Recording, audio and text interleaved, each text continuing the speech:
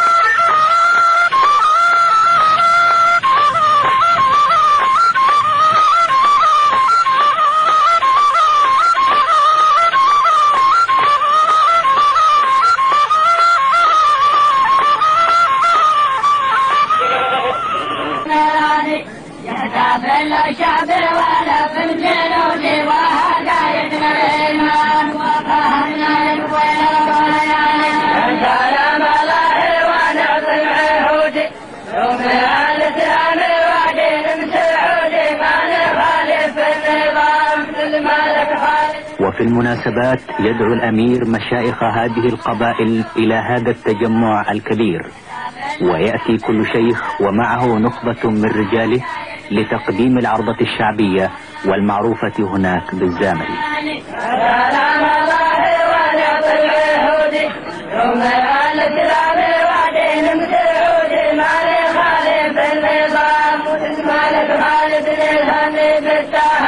نحمد الله صحته غاية مالي يحتى من الشعب ونفس جنودي